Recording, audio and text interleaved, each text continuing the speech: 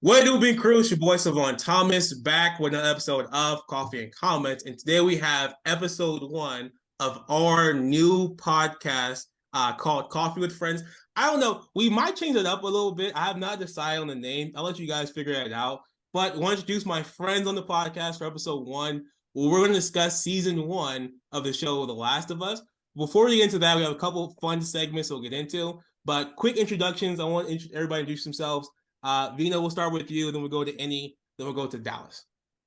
My name's Vina. I'm the Reel on Reels on Instagram. I post reviews about movies, TV shows, do monthly themes, some activities, and some movies that I'm actually really excited that are coming out pretty soon is the third Guardians of the Galaxy movie, The Little Mermaid, and I just found out they're doing Lilo and Stitch live version. So that's going to be a really cool adaptation. I don't know how that's going to work, but it's going to be cool, I think. Lilo and Stitch live. Hopefully Stitch doesn't look like Flounder or Sebastian. Sebastian looks disgusting, but that's neither here nor there. Yeah. Sorry, I had to. It's okay. Are you done? Sorry, Vina, I didn't mean to cut you off. No, it's okay. All right. Yeah, that's pretty much it. Okay, so I'm Manny Uduka. Really don't have a public page. If people know who I am, that means they're probably based in Dallas and heavy on the sports scene. I kind of freelance from podcast to podcast, talking sports, primarily the Dallas Mavericks. But if everyone wants to follow me, that's my name on Twitter and on Instagram and pretty much every other social because I'm not very creative with my usernames. Lastly, Dallas. All right. So Dallas De La Cruz, again, not based in Dallas, but lives in San Antonio and everything. Pretty much find everything in regards to me by my name as well on all social media platforms. Honestly, if you go to mine, it's more just me living my life. Most of it's at the gym and a lot of different like health tips, fitness tips, stuff like that. So that's something that interests you, can go there. I do have a Twitch channel as well too, which is just but not as active as recently, still wanting to build that up, but we'll see how that goes. But more focusing on the fitness space right now. So that's awesome. Make sure you guys give these guys a follow if you're tuning in. But again, this is a review of the show, season one of the show The Last of Us. So I'm curious, prior to watching the show, has anybody played the actual video game? no. Shake your head. Oh. Have I played the video game? Any have you has lived in the game. So prior to the game, I probably beaten the game from start to finish upwards towards 10 times. I haven't Wow. I have not platinumed the game, honestly. The reason why is because I'm not really a completionist, but I love the story so much that I literally go through the story every time, just like watching a movie 10 times over. So what does platinum the game mean? As in find every collectible, gotcha. do every other side stuff that you can do in the game. Probably play the online. I never played the online stuff. I didn't think I had to. The single player stuff is just that good. What difficulty mode do you play on? I've Easy? done heck no. Of course no, I did Survivor, I think, which is might be the hardest one, but that one it was brutal, very brutal. Vinny, you about to say something? No. Okay, gotcha. I played the game. I did not finish it, so that's. I don't know. I realized with us talking, I have a problem with finishing video games that aren't sports games. You do. I played the game. I was watching the show and I was like, man, I think I got to like episode 1 or episode 2 of the show, and that was it. Basically, like I don't know how far I got into it. I remember seeing the clickers, and that was it. That was the last thing I remember seeing in the show, or in the game, excuse me. Oh. So I haven't played that far into it, but I did play it. So a little bit of experience, but not too much. Well, funny thing, I've never played the game, but I was more aware of it when it came out. Like I mean, what? And you can correct me. 2013. Yeah, so 10 years ago. Yeah. So at PS3. Wow. So yep. I remember it coming out, and I had a PlayStation 3, and at the time it was like my, like you were saying, Savon, my main priority was like sports games, and then anything that I did like that were like I guess player one type video games, like role play. But I never got into it, but I always saw like like if people raved about it like crazy, and I heard that obviously like storyline, gameplay. And again, I think at the time it probably was. I'm more than sure. Correct me if I'm wrong, Andy, but like one game of the year, if not for a few years after that. It won like upward, I think over 200 game of the years. It probably won the most out of all the games that came out that year. The awards that a lot of the casual gamers know of, which is the VGAs, which was on Spike TV. I think that was back in the day. Grand Theft Auto 5 actually won that year, and it was I think it was kind of controversial, but I think Last of Us still ended up pulling more Game of the Year awards than Grand Theft Auto. Funniest thing about this though, one real quick thing about Last of Us, is actually created by Naughty Dog, which is actually created Crash Bandicoot. So I just think that's funny. Oh yeah. The range of the production company is like Crash Bandicoot from PlayStation 1, one of the greatest like fun games, to then probably one of the most brutal storylines you could create. So you saw, I'm also very familiar because I've owned the PlayStation. I've been a PlayStation guy since 97, I think. Yeah. So you see the transformation from Naughty Dog being the Crash Bandicoot, going into Jack and Daxter. Then eventually they're like, we actually want to use real people. So they did the Uncharted series. That did very well. And then they splintered off into the Last of Us stuff. So what I was going to say is, this might date me, but the only video games, I don't play video games anymore, but the video games I used to play was Crash Bandicoot, Super Mario Brothers, all those classics on the Nintendo 64 and the Super Nintendo NES. Those are the games that I used to play. So I don't like really play any of the simulator games. Oh, well, that dates you right up until like when we were born. So I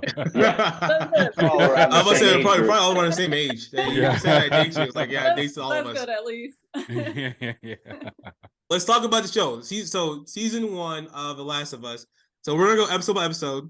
So we start off with episode 1, introducing us to Joel, right? Joel, his brother Tommy, his daughter Sarah, and then the pandemic that was the fungal infection. And obviously it starts off with the interview of the guy talking about, fungus infections versus actual infections and the vaccines. I'm curious to know, since you played the game 10 times, if that was like part of the game. But then the show progresses into the daughter. You see Joel's character, you see Tommy, you see the daughter going to school. And there was an interesting scene in there to where Joel actually saves his daughter from having the fungus infection in her with the biscuit scene. I'll talk about that shortly. Then things ensue. Planet goes to shit. All the stuff's going down. But just what are you guys' thoughts on episode 1 and everything that went down in episode 1? First of all, it happened in Austin, Texas. How crazy is that? Where you're from, Savon? Same way. I know. Same in the game. So I thought that was crazy. So first things first, I would just say this, and this is just from the first episode.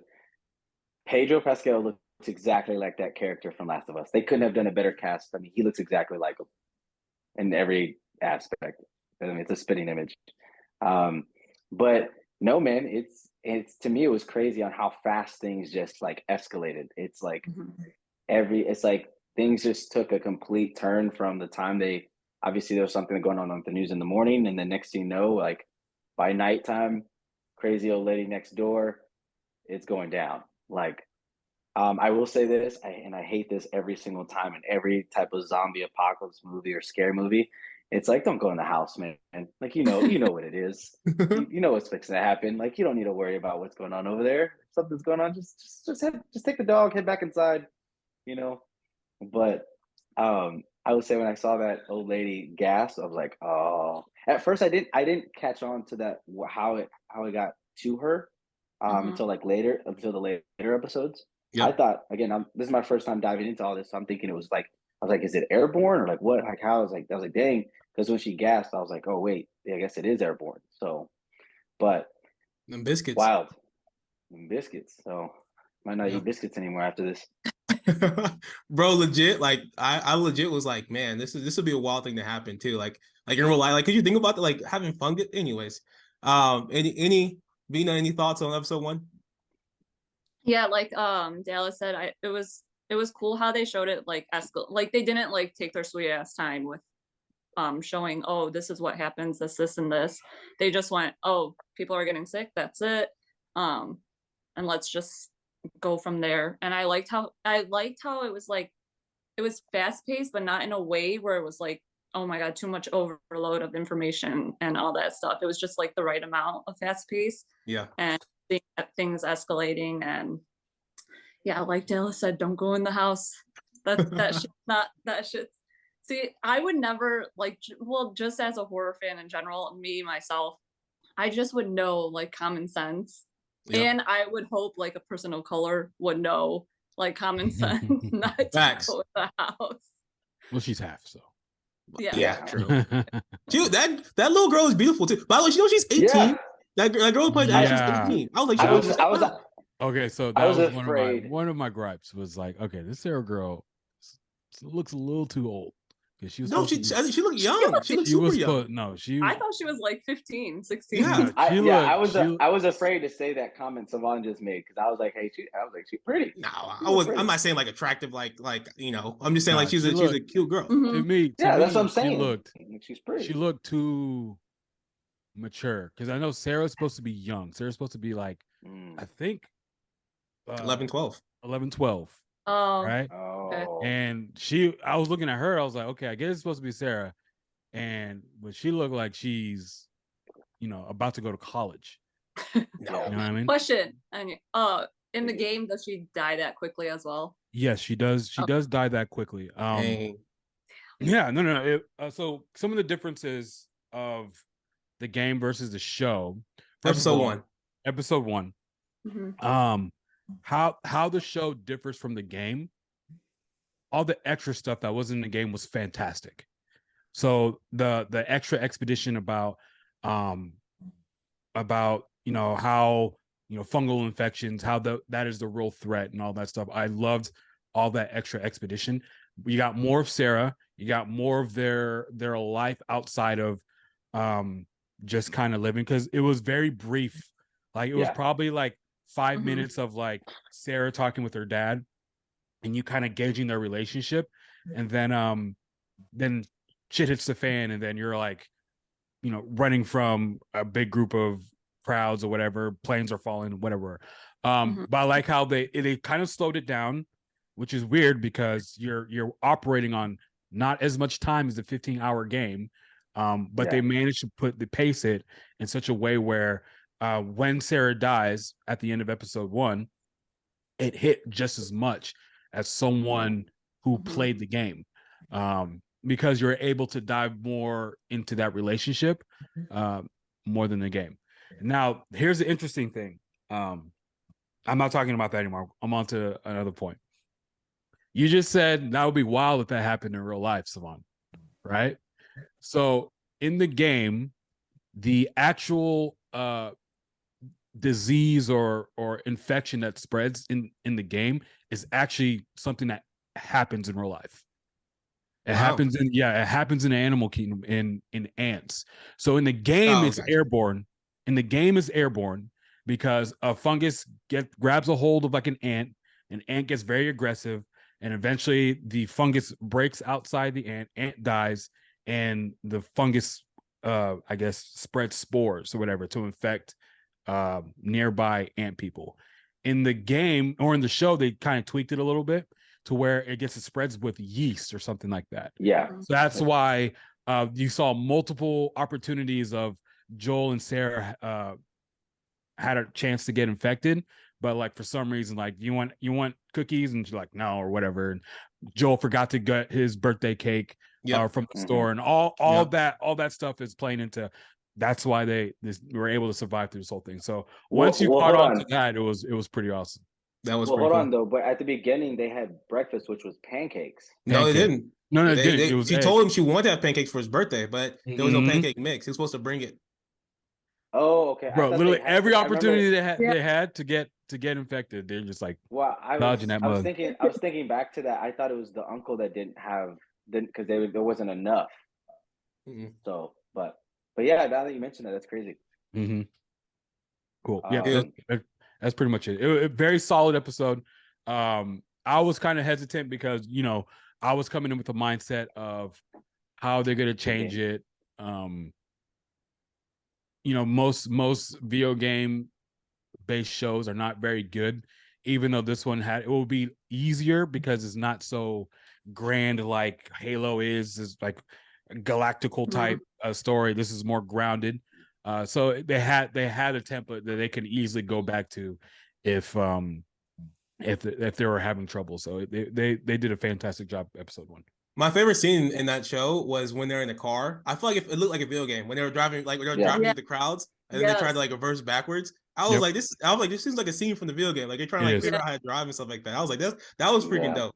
But that camera span. The camera, like how they did the camera too in the car. I was like, this is fantastic.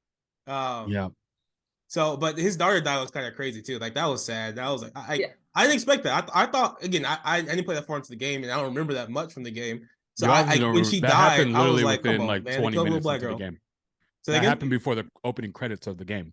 I don't remember. I played this game in 2013. 2013, yeah. See, me not playing the game, I thought she was like gonna survive and like somehow get infected. Yeah. She was gonna die right from the get-go. Yeah.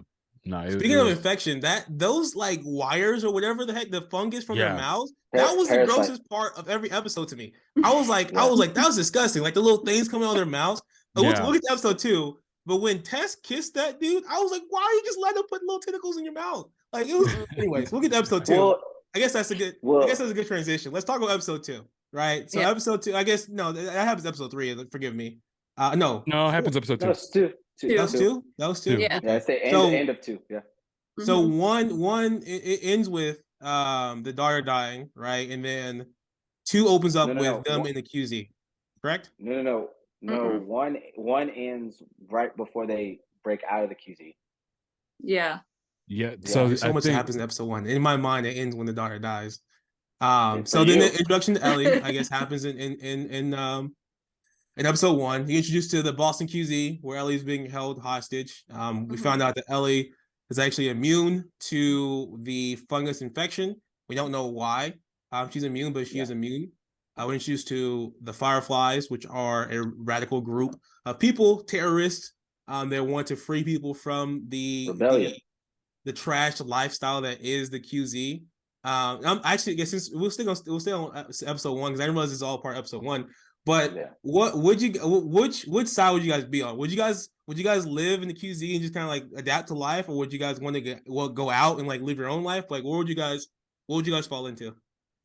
That's tough, man. If I put myself into that situation, I would probably want the life of the QZ instead of the life of the unknown. Really? Outside the walls, yeah. You wouldn't live outside the walls. Me in my present state right now, I would be like, of course I want my freedom. It's freedom, but like the uncertainty of what's all out there, like literally there's creatures that are roaming the streets that are trying to kill you or whatever. And I'm like, forget that. Let me just stay in. And you'll feel safer. Well, yeah, because like the other thing is too is you got to understand the people that are in the QZ, most of them have, if not like for example, Joel has lived for 20 years outside the QZ and in the QZ. So he's shown from the beginning till where it is now. So it's like, hey man, I've seen it. I've been out there. There's no point. Like just live my life and then eventually die. Like what more? So like it's a great question. And I was going to propose this question towards the end and I kind of will, but unless we get to that, but honestly, man, I think just the QZ lifestyle would probably be my fit. Because, I mean, after watching, it's like, I don't know, man. Like, go ahead. Sorry, my thing is, but we're not, like, I'm trying not to deviate from episode 1, but if I was in a situation where, like, Tommy was and that stuff, I kind of probably would. Tommy, So I probably would leave the QZ only because, like, I don't trust those motherfuckers. they kill you if they murder you if you leave. Exactly. And the smallest infractions. If you have some kind of inkling, even if like you're not, it's just It's I think personally, like the Boston QZ was a little more like a little more structured because then obviously again not trying to Yeah. deviate from the other episodes, but like after watching, I think like the Boston QZ had a little bit more structure, a little bit more like as long as you follow the rules, you're fine. Yeah, Yeah. but the rules are you're a garbage man. You're a sewage person. That's your assignment. Like you Hey are now man, assigned to clean the sewers for the I rest of your mean life. if you You want to can't make more change. money, I don't even think or you there can is. join Fedra. Yeah, Jordan Fedra. Is there like income, or is just like, hey, you just Just get made the up right to paper. live? Yeah. Made up money. That's what they were passing Yeah. out in the beginning Those to cards. Joel with it was like just like random notes. It's like 65, like just random notes they're passing, and they were burning the bodies. Speaking of that little Yeah. kid, I didn't recognize the little kid that was infected. So I saw his body. I was like, oh no! I rewinded. I was like, no, this little kid just died. They just killed him. Like comes into the QZ. He's like, oh man, like we'll feed you, and they just murdered this dude. Like right. Get So you a bunch of toys, it's so crazy. medicine. Yeah. I didn't. I was like, how did this kid make it? He didn't. Well, no, but he made it to the door. Like, Yeah, that's he what made I'm it to the saying. door. Like, Yeah. especially as you watch, like, obviously, again, not leading to the next episode, but like after that's what the kid all went through. Like, it's crazy. Yep. Yep. So I guess to kind of push the conversation forward. So episode 2, obviously we got introduced to Tess, introduced to Joel, Ellie in the conversation. Joel and Tess both agreed to transport Ellie to the nearest Firefly station, which is supposedly not that far. So they exit the QZ. The exit, yeah, nothing goes to plan. They exit the QZ. They have a situation go down with the guard. Joel shows why he's a menace to society. And the well, I guess technically Ellie or whatever. But Ellie's character, and it just the development of her character is like I don't remember again, and you can kind of talk to this as well. I don't remember her being as sarcastic or as much of an asshole in the game. Like in the show, she's like, I don't know how to portray her, but then like the growth throughout the different seasons is kind of interesting as well. But episode 2, they're traveling to the nearby station. He drop off Elliot.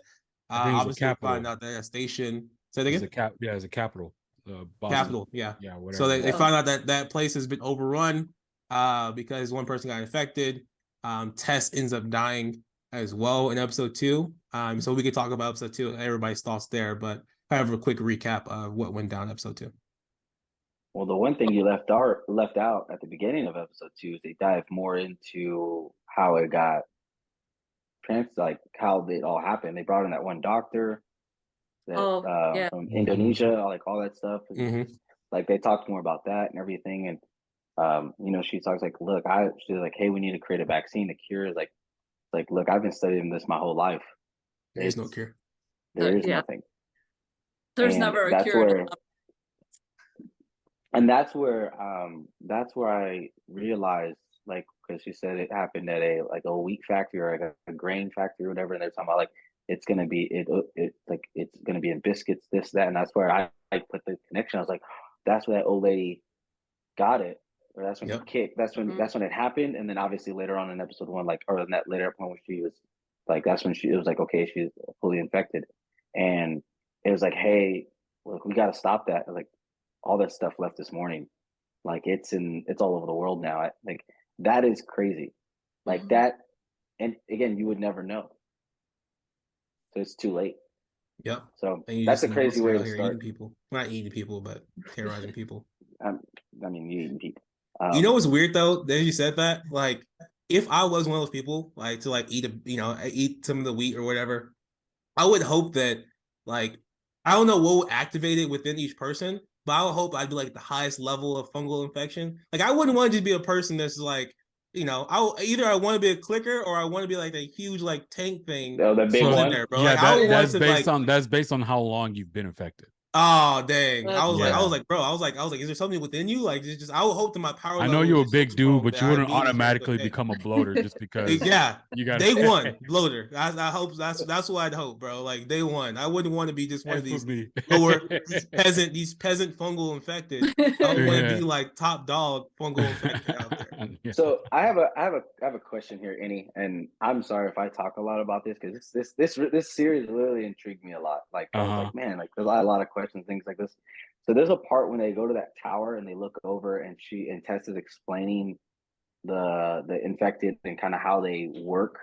I guess in a sense, like that scene where she sees them, they're all just like piled together. They're like moving but not moving. Mhm. Can you explain about that? Like what and explain more what she talked about, like Okay, so or how this that works. is actually different than in the game. So I'm not too knowledgeable about how the show Infected work, but they operate within like a network. So they're I guess they have like some kind of connectivity that goes underground and stuff like that. So if you wake one or one notices you, then the horde miles away will also know exactly where you are. And That's take off. Yeah, and they take off. Yeah, That's way more dangerous than in the game. In the game, if you see one runner, you just be like, you're dead. It's over. Like no problem. So real quick, so wouldn't that make the connection to ants like in the game? No, like, no. The infection in the game, or in the movies or in the show, sorry, it's not like how it is in real life. The infection in the game is based almost 1-to-1 as how it works in real life. Yeah. Well, I was just thinking because like when you think about like when you step on an ant pile, once you step on it or whatever, they all arise. Like that's what I was thinking of in that same context. That's probably one of the things that they were using for inspiration, is just how ant networks work when they came up with this new concept. But I'm not too sure. I know it is different though.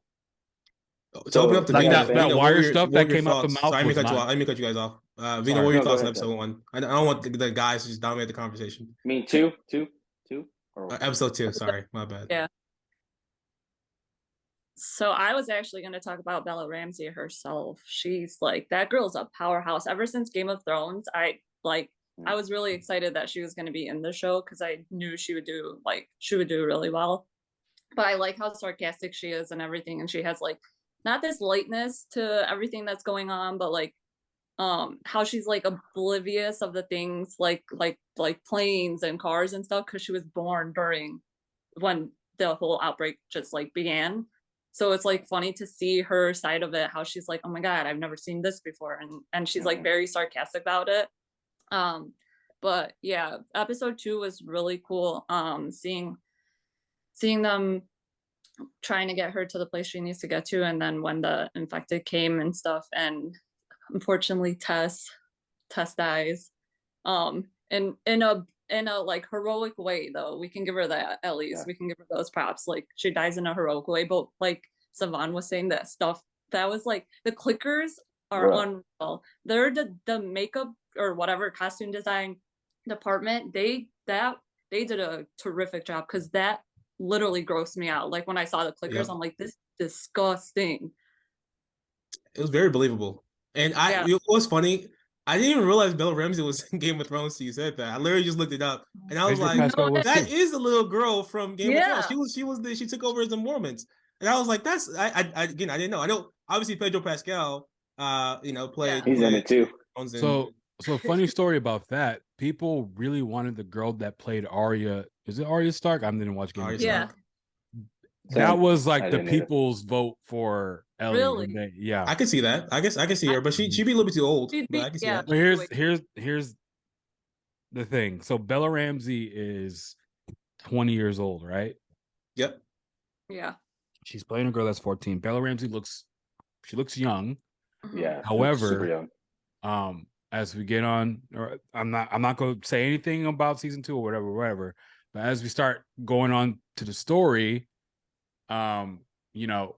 Ellie matures in ways that are just very noticeable in part 2. Can you pull that off with Bella Ramsey? She's, I don't know. I'm not too knowledgeable about Hollywood. Maybe with makeup and hair and stuff like that, you could possibly make her look older.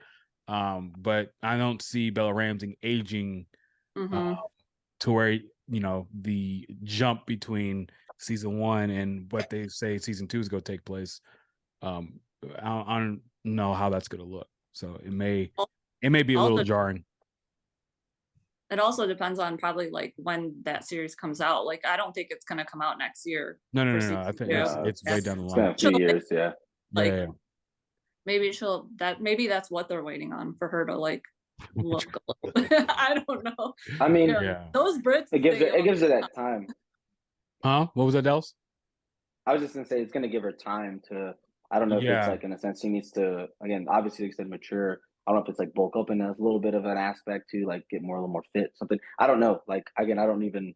I know know what any part means, two and is I'll like. just say makeup. It will be a lot of Yeah. makeup. There'll and probably be a lot they'll of figure makeup. it out. Yeah. Yeah. I mean, it's not like I don't know. She just What's looked. She looked what's young. what's the jump? What's the jump in regards to like from obviously like even the game like her age 5 years to- in the game Oh, from okay. 5 years from part one to part two. Okay. Yeah.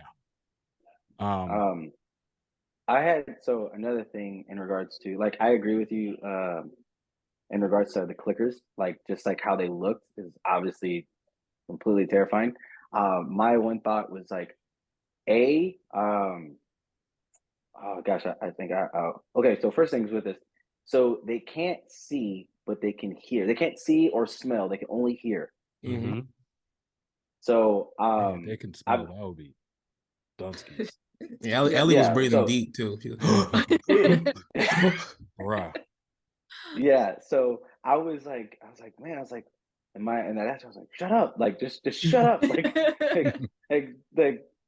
don't do certain things like whatever and but also I think was weird or kind of like realistic again is like you think hey just aim for the head kind of thing but and that realistic aspect of like you trying to shoot that thing in the head while it's coming because understand I was like one of my questions was what kind of zombies are these Right. you know in my thoughts I call them zombies but like whatever what kind of these are they like 28 day later like stuff World War Z type zombies are we talking about like you know Walking Dead. walking dead Resident Evil for one type zombies that just they don't run and when I saw these things running and juking and jiving I was like all right this is a totally different kind of you know I mean these things have a 2 flat shuttle right here I'm like what Yeah. is going on here They remind me of the So- World War Z zombies.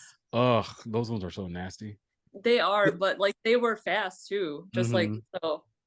The How they thing come about it together too, like Dallas, ants. is the clickers that their brain. You have to shoot their brain. Their brain's protected by the fungus. So like that's the thing about too is like you can't just like you can shoot them, but you're shooting it and you might just hit fungus, and that's why it takes them like multiple shots to kill some of these Yeah. clickers. Is because their brain's protected by this fungus that grew out of it. Also, the bloaters they're protected by like a layer of just like tough skin. So Yeah. as they That's what I was wondering. progress, it's harder to kill them. Especially that's why the clickers were so tough to kill. It's like even though Joel had a freaking, AR or whatever Revolver. he had, and it's like he had a tough time trying to kill the freaking thing. But also, Joel drops the gun so quick. I'm like, bro, pick up the gun. Like he's like literally, I get it. I mean, I don't know how I'd react in that situation, but I only got to drop the gun.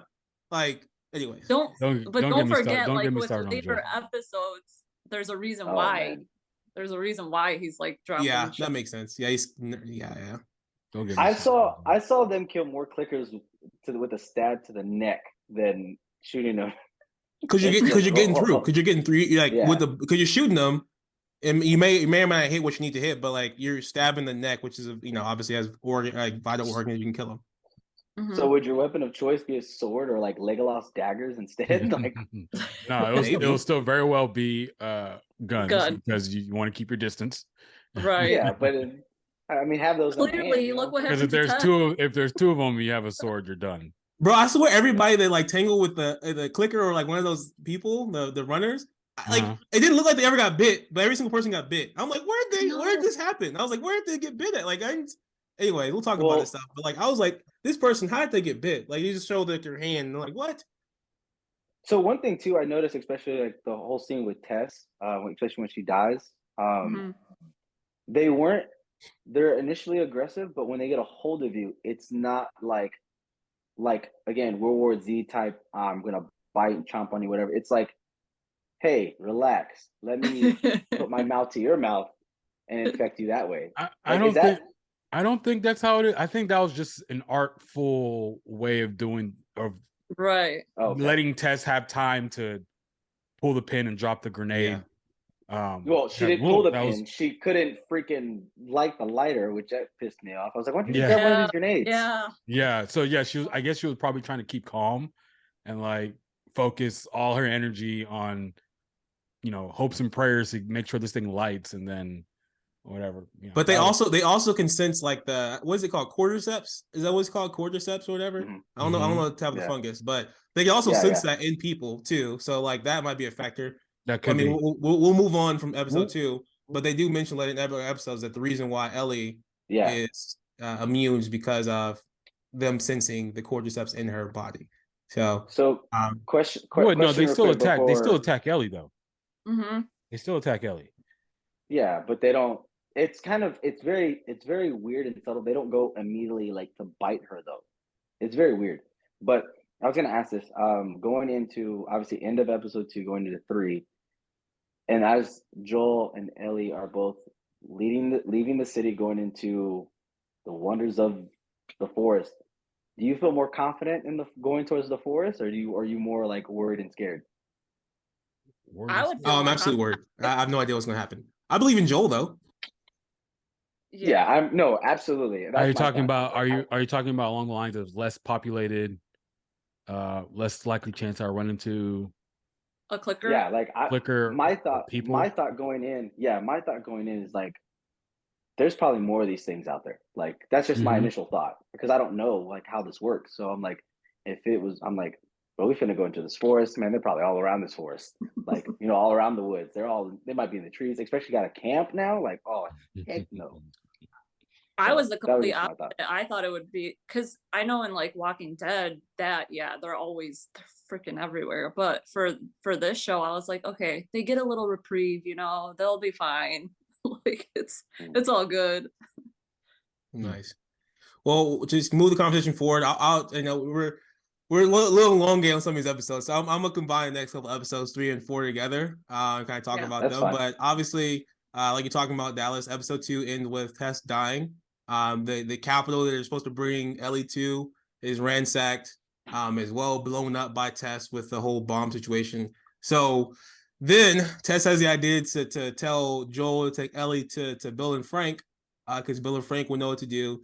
And so episode 3 is really talking about who Bill and Frank are, and their story and their trajectory. And we'll talk about that as well as episode 4, because episode 3 we hear the whole story, but we also find out that Bill and Frank are dead. But Bill does leave Joel with a bunch of artillery, That's not all you figure Joel with out. a bunch of supplies, a truck. They drive to Kansas City, and they get stuck in Kansas, or that situation happens in Kansas City where they're stuck. So and he's laughing. I'll let anybody share their thoughts on episodes 3 and 4 combined with the story of Bill and Frank, but then also everything that happens within Kansas City. I guess we can combine episode 5 as well in there and what goes down episode 5. I will say this real quick. Swanson. Swanson. Here's my thoughts on episode 3. Episode 3 standalone was a fantastic episode. Okay. It was good. It was really good. It was a very good episode. However, knowing what I know about, I know there's going to be 9 episodes, and I know how the story is going to play out for the most part. So in my head, I'm like, and I know. Here's one of the things I know, because I didn't only just play the game. Like I thought about it for a long time, right? And I knew one of the core elements that you have to stick for the series to work would be the relationship between Joel and Ellie. Yeah. I said multiple times, I remember having conversations with my brother, and I said this will be one of the only few shows that could possibly benefit of having filler episodes of stories that probably didn't move the plot very much, but we got more Joel and Ellie. So my whole attitude on episode 3 was awesome episode. We kind of probably needed a little bit less of Bill and Frank. We could probably, in the game, there was no Frank in the game. There was only a corpse of Frank after he hung himself. And then Bill, very different. You did get subtle hints of him being gay in the game. Like that was, to anyone who played the game, if you were paying attention, it was like, okay, we all knew Bill was gay.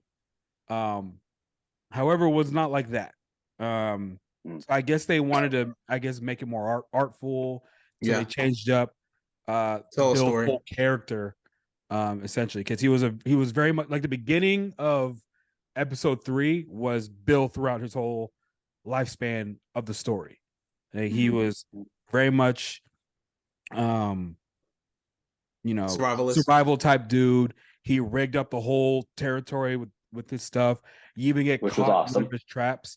If you saw the game, that was there's a part where Joel gets trapped in one of his stuff, and he has to shoot clickers upside down while Ellie's trying to cut him down. That would have been cool to see. That would have been that would've amazing been. to see. So one of my those are also another gripe of mine to be. It would have been cool to get Bill from the game Bill, because we would have saw more interaction with also Bill and Ellie, because that was a funny interaction between them. Because Bill's also like, "Hey, don't mess with my stuff," and Ellie, give no Fs. But I mean, whatever. Episode 3 was great. It was That was my only like I great I television. understand like I was trying to figure out how to tie back to the plot. I thought Bill and Frank would like be involved in the situation. That was my only like that was my only gripe about. I was like, okay, they told the story, but then it doesn't involve them at all. Like that's like it was a great episode. Love the story, love story, whatever. But I was like, this doesn't tie like it does, but it doesn't, if that makes sense. It's just basically like, hey, here's who Bill and Frank were, but they're dead now. And they're gonna get their, artillery and guns and stuff, and then they're gonna move on. Like that's literally it. You have all my guns. You basically explain how Joel got all his all the stuff. Like, all right, cool. Let's move on. Great episode. I will say my only complaint is Joel should have grabbed more guns. Facts. That's my, you would grab like 2. Grab more guns, grab more ammo. Like I would have grabbed another bag, gave it to Ellie, and be like, "You're not shooting any of these guns. You're just gonna be my extra bag, essentially." Right. Yeah. Anyway, So, Evita, do you have any thoughts? Yeah, I was gonna say the same thing. I thought it was like a good filler episode. The side characters, just seeing how like the background and the past factors into like the present is pretty cool for like the next few episodes, because they do that quite a lot with different side characters. So it was interesting seeing the that side. I will say this too. Bill, if this were to ever like happen, or in that ever aspect, like kind of thing, Bill did exactly what my brain would go through. Like, go to the Home Depot, go here, like thinking like where to go, where to raid, kind of thing, and kind of build it. Hey man, I'm not going anywhere. I have this house, the station front. Like, we're gonna do what we need to do, kind of thing. Like, that was really cool. So, and they got to live out their life. They didn't die as a clicker or by people. They did it right, basically. Which is polar opposite in the game. I'm gonna be honestly. What's the actor's name too? Is it Nick Offerman? Nick Offerman. Yeah. Yeah, I don't know the other fantastic job. Which I expect that kind of role from him, but he did. It was kind of cool. Right. So hold on. So here I'm gonna try to talk less, but my role is gonna be, I'm the dude that compares the game. Yes, please. Yeah. Please. That's what I want. To give you guys some backstory, so the only occurrence you see of Frank was you walk into a garage because you're trying to look for a truck. And so you're just kind of searching this house. You open the garage and you see a body hanging down. And you're like, oh. And then he has a note that you pick up, one of the collectibles. And in the note is a suicide note from Frank to Bill. And it is not anywhere close to romantic. It is the reason why I'm killing myself is because I hate your guts and I don't want to spend another moment of my life around you ever again. Wow. So that's why I'm picturing. That's why they weren't picking strawberries together. No, they were not picking strawberry. Or if they did, who knows what kind of experiences they had. So that was 2013. 2013, probably who knows when they made Bill and Frank, when they're coming up with a concept for them. So probably 2010, 09. Now 2023. They definitely probably did not want. They definitely didn't want to portray a homosexual couple like that. That's probably why they went the whole, hey, we're gonna just kill ourselves romantically together and stuff like that. Gotcha. But it was very, very negative. And Bill was like, I had a partner once. Don't do that. It sucks. You're get yourself killed. He was that type of guy in the Gotcha. game. My only complaint is So- they should play more Frank Ocean in the background. I think that would have been more fitting. But anyways, we'll move on. We'll move on to the next episode. So I kind of That should have been the Four. song. That should have been the song he played on the piano. Yeah, bro. My fingertips. Bro, anyways, that would have been so perfect. So 4. But episode four and 5. So they get the truck, they get supplies. They are driving across country, which if you think about how quickly they got from Boston to freaking Yeah. Kansas Bruh. City, or really, I forget where Bill and Frank were at. I think they're Ohio, somewhere within there. But then they get to Kansas City. I'm like, these guys are freaking moving, dude. You know, and like they're Well, there's camping out no and doing the whole traffic. deal. But obviously, it's a show progressing. Were you about to say something, Vina? I was gonna say, well, technically, it might have taken. Well, I don't know about Kansas City, but it might have taken them months or weeks because in some episodes it does take them long. Yeah. But it Yeah. just seems like it's a Yeah. day. Yeah. Well, I guess it seemed quickly because they didn't say Yeah. that until like the end. It's like, oh yeah, it's been like 6 months or whatever. It's like, okay, that makes Yeah, sense. But yeah, so they get to Kansas City. They obviously they didn't know that, you know, Kansas City's QZ had been overrun by the terrorists and people freed themselves. And so they get trapped in Kansas City. People trap them. They trap their cars. People come to kill them. They murder the people. And then Ellie and Joel are trying to figure out how to escape Kansas City. That's episode 4. And then they run into a young kid and his brother, Sam and forgot the other guy's name. Is it Henry. Henry? Henry. There you go, Sam and Henry.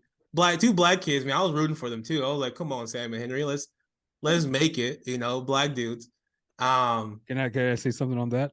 Yeah, go ahead. So I mean, again, you guys, wherever you thought, I'm just kind of giving a recap for the viewers Okay. to understand what happened in No, yeah. episodes 4 and 5. Stay with your recap. Yeah, But no. in the So game- Sam in and the Henry. game, in the game 1 and 2, without the race swaps, because they race swapped some characters in the show. Without the race swapped, every single black character in The Last of Us Part 1 and 2 dead Die. Of course they do. Of course they do. In the game, in the game.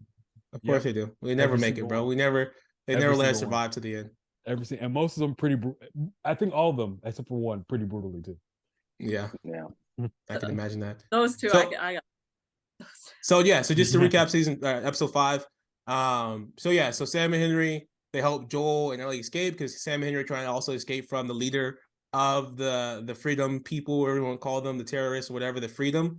You find out that Henry actually snitched on the woman's brother that got him murdered, and in hopes of getting we got medicine for his little brother that has cancer. Go ahead, Dallas. I was gonna say he didn't snitch. He killed her brother. No, the he didn't. medicine. He told No. on them. He told them, yeah. I thought when he explained it, he said because he says I've killed someone before. And He He killed her them by brother providing for the medicine. information. Yeah, Oh. he blames What? himself. Basically. Yeah, they needed the Okay. medicine he was getting from his little brother Sam, who had cancer or whatever it was, leukemia. Yeah.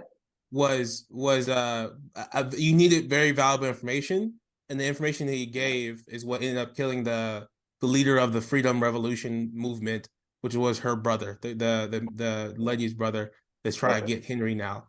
And so he needs help escaping because he's scared of the clickers. They take an underground tunnel. There's in Kansas City is like all the clickers and infected people have been put on the ground.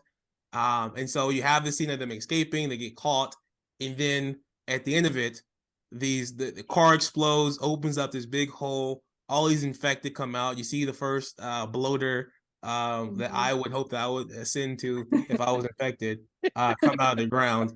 And at the end of it, they escape, right? At the end of it, they escape. Henry, Sam, Joel, and Ellie. A lot of people die. And you also find out that Sam gets infected during that time as well. Ellie, because she knows that she has healing powers, tries to save Sam with her blood. He doesn't, unfortunately. He turns into a little infected person. Huh?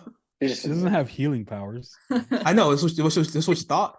Her blood just does it. Yeah. Okay. And so Sam's infected. In the morning, tries to attack Ellie. They fall into the living room. Henry, the older brother, ends up shooting his brother, and then ends up killing himself, and that's the end of episode 5, unfortunately. So thoughts on episode 4 and 5, guys? Like Kansas City and everything that goes down there.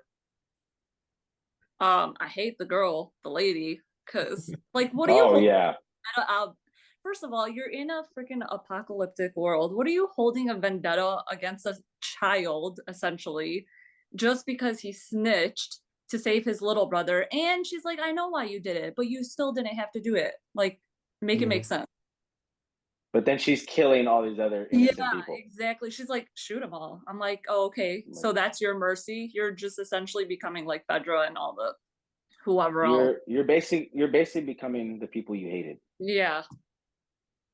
So yeah, I mean, she didn't care. She rounded them all up. She was like, I'm rounding up all you guys, and I'm shooting everybody. She was like, I'm getting Henry. That's all she cared about. It was like, I'm finding Henry. Yeah. And we're not in it, because even when the freaking infected come out of the ground, she's like, y'all ain't going nowhere. Like we're dealing with this.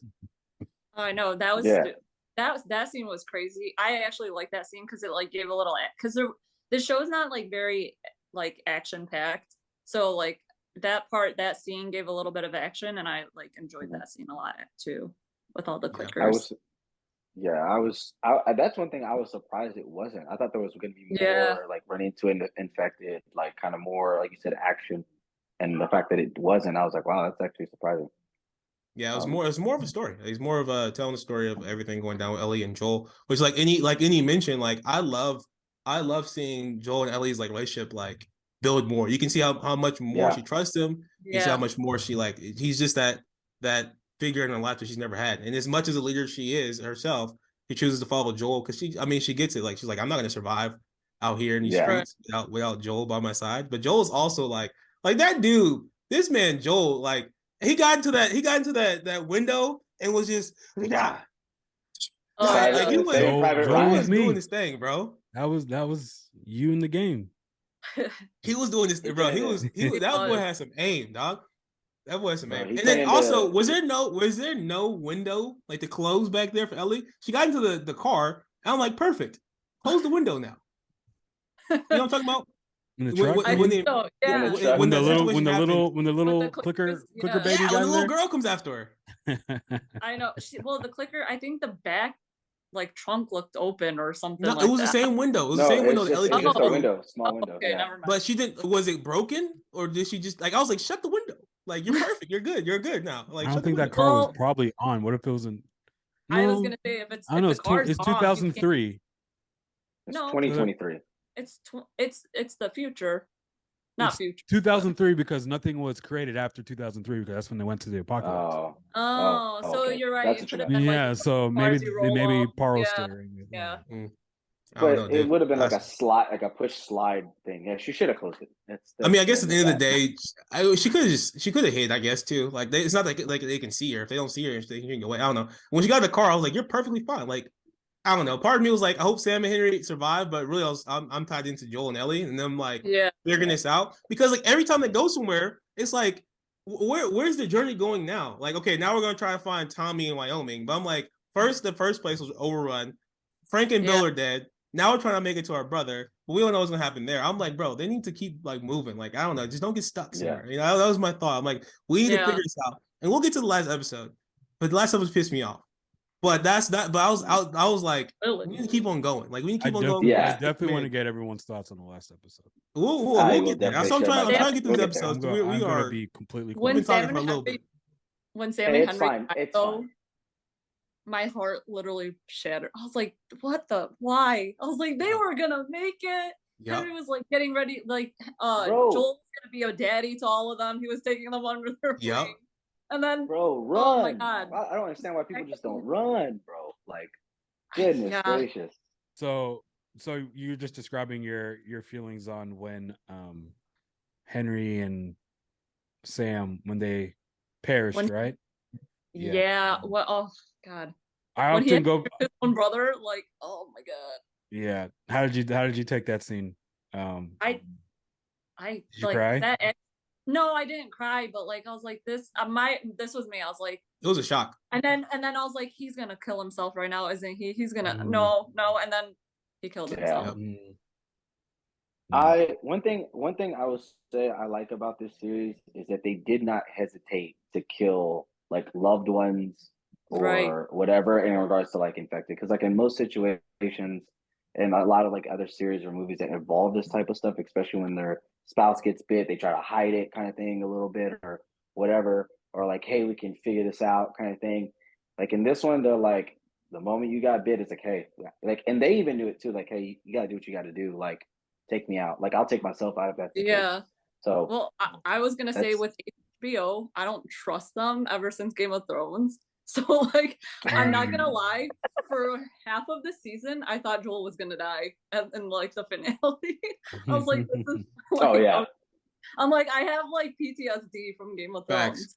Thrones. Facts. The way that speaking, I mean, we're off track now, but the way that was it? What's his name? What's his name Oberon, in Game? Oberon. Oh yeah, the way he died in Game of Thrones, I was so sure he was gonna live. I was like, he's about to defeat the mountain, dies. So Yep. I agree with what you're saying, absolutely. Yeah. And that But actually transitions us perfectly to the sixth episode, excuse me, Mm. where they do finally make it to Wyoming. They ransack the old couple for no reason. They were cool though. The old couple was cool. For people Yeah. that yeah. were getting, like, guns in their face, and I was like they're just chilling.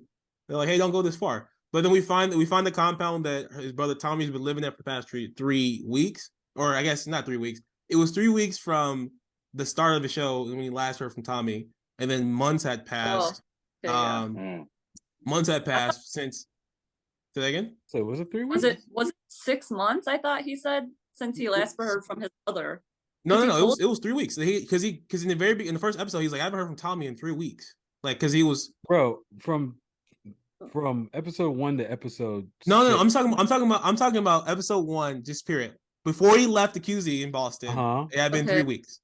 Then Yes. months passed since he's heard from his brother. Okay. Okay. That's Yeah, what I meant. yeah. I wasn't saying it's been Okay, 3 yeah. weeks So since- you threw me off because he Like, said what? he hasn't heard from him in 3 weeks. So I was like, 3 weeks? Like, Yeah, it's been in the first episode, he hadn't it's heard been from like They were him. 2 moving if seasons that's the since case. they so, It'd been months. It'd been months since Yeah. they talked, and so he finally catches up with his brother. His brother is now married. They're living in this colony in Wyoming that is fantastic. Has food, Mhm.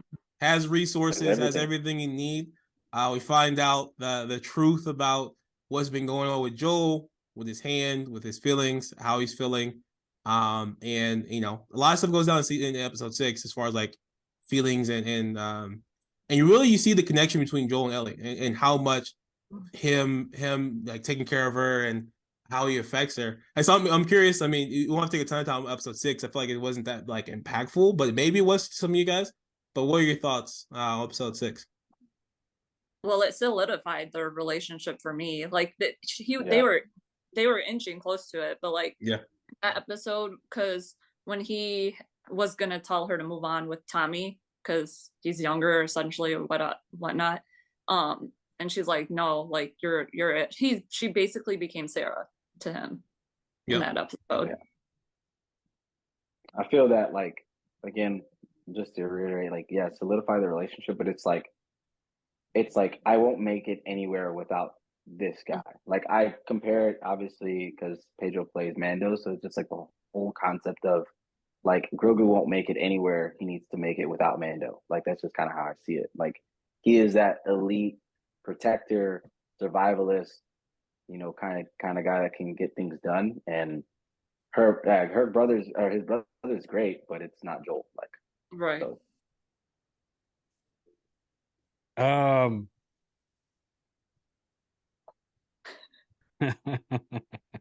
In the game, no one's playing. No, we talk about so here's we're beginning to get into like the stuff that I like and dislike when it comes to the game and the show. And I recognize they had to do this because they just don't have the time to do this. So the relationship for me between Joel and Ellie, it was growing, but it wasn't like how it did in the game because it was so slow paced and so integral in the game. A lot of the growth happened in gameplay. And it was like little things, like little details, like you're walking down the street and Ellie's trying to whistle, and you're like, what are you doing? And she's like, trying to whistle, because she's literally just bored, like as you're just looking for like scissors and stuff in the game.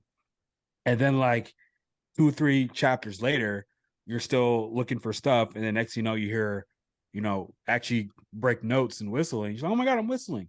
And so like they do little things like that show the growth of Ellie and Joel, and you can tell how they interact. And so I was noticing this in the show.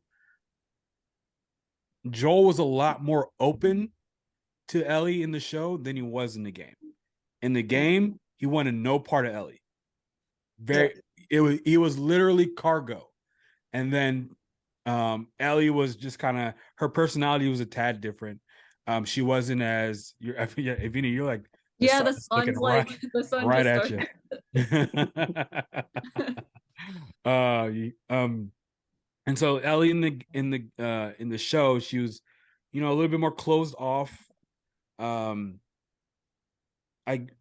was weird because watching her and Joel interact, a lot of the time it was Joel trying to initiate the conversation, and I was like, yo, in the game, Joel's never initiating the conversation. He did not care about Ellie in the beginning. And then when you get to the point where, like you said, at that scene in the bedroom, where they're saying, she's saying everyone that she ever cared about has either died or left her, everyone except for fucking you. Like that part hit hard because of the growth Yep. And and of course too, that was when she first heard about Sarah, and when she mentioned it to Sarah, I felt like you really felt like, yo, like that is a subject that we're still not ready to explore, and you better watch yourself, Ellie. I know you think we cool, but we ain't cool like that.